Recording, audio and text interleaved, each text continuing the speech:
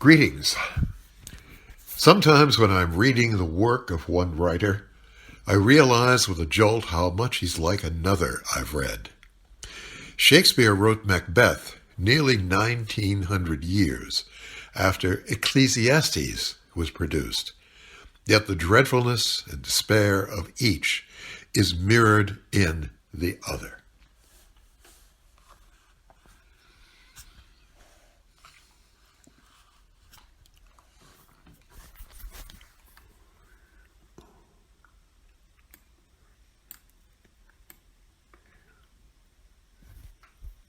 This is The Practicing Christian, and our report this week is entitled Signifying Nothing. Here a quotation from the play Macbeth. Tomorrow, and tomorrow, and tomorrow creeps in this petty pace from day to day, to the last syllable of recorded time, and all our yesterdays have lighted, fools, the way to dusty death. Out, out, brief candle! Life's but a walking shadow, a poor player that struts and frets his hour upon the stage, and then is heard no more. It is a tale told by an idiot, full of sound and fury, signifying nothing. A brave Scottish general named Macbeth receives a prophecy from a trio of witches that one day he will become King of Scotland. Consumed by ambition and spurred to action by his wife, Macbeth murders King Duncan and takes the Scottish throne for himself. He's then racked with guilt and paranoia. He had also murdered his wife and children to clear the bloodline.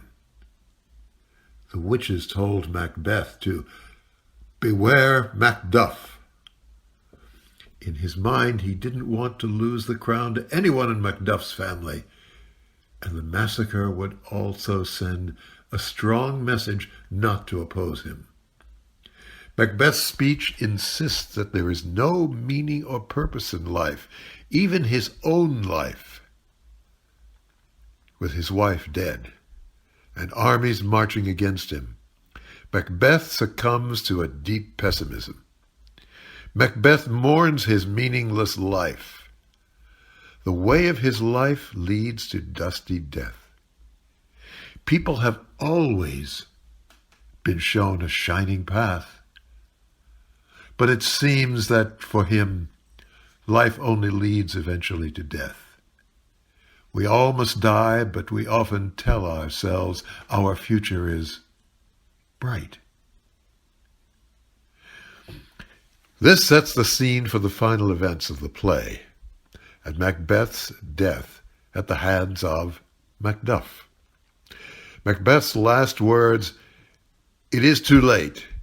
He drags me down. I sink, I sink. My soul is lost forever." He had murdered his wife, a manipulative and sinister matriarch who sparks many of the most destructive and deadly events of the play. Macbeth is a tragic hero because of a grave era of judgment and because of his own ambition. These lead him to murder Duncan, leading to chaos, destruction, and eventually his own death.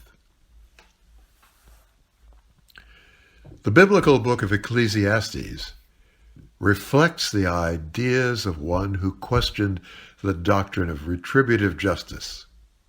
That is, you do evil, you pay the cost.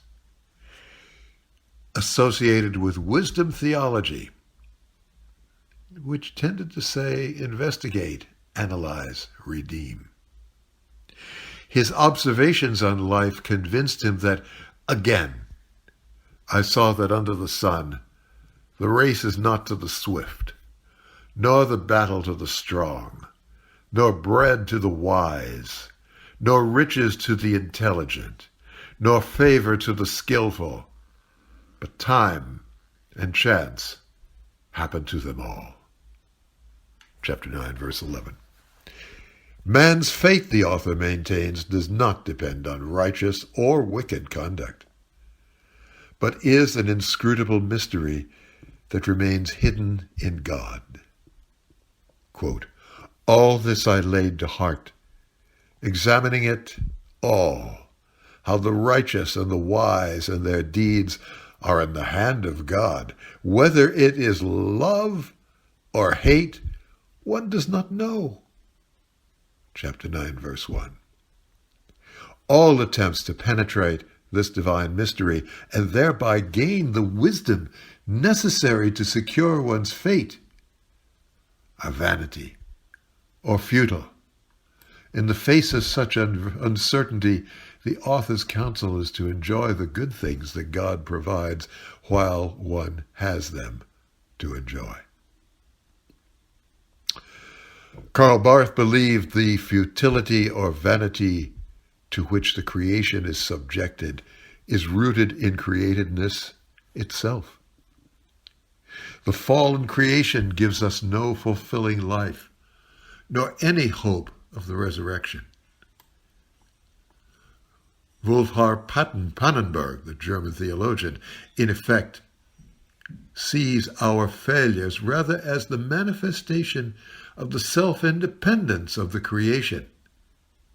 It's entropy, a part of the cost of the development of independent creaturely forms from within the natural order which God provides and which regulates the general process of the universe, which I suspect means continually working onward and upward, even through viruses, to reach the levels desired by God the Father.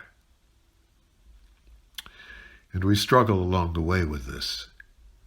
But unlike Ecclesiastes, we know Christ and his ways, and the kingdom goal of God's destiny for us. So whether it's a consequence of sin or because of God's plan for our universe, we struggle, as did MacBeth, to bring order and value into life. And often, like MacBeth, we do it in a catastrophic way.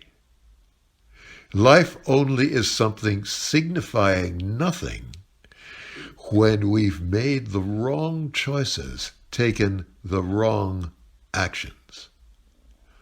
In Christ, we do, however, have both the possibility of a fulfilling life and the hope of the resurrection. Dr. Pannenberg would have also said, we're never without new choices to make, new directions to take. MacBeth, on the other hand, saw himself as trapped by his past. No choice he could make would make any difference. And this is where a dreadful past, filled with despair, comes up against Jesus, who at the worst of times can still help a total loser. He helped, for example, the thief on the cross to find a way out of his own broken life into a new one. Dr. Pannenberg again, the future at issue in the dynamic of the divine spirit is the entry into time of the eternity of God. What I read into this is that when we've lost all hope and thoroughly messed up, the power of his Spirit, if we allow it to be at work in us, is great enough to cancel the ruined part of our lives and lift them towards God. When this happens, we lose our regrets and feel not the self-destroying sense that we live with a permanent doom within ourselves. For ours is a resurrection faith.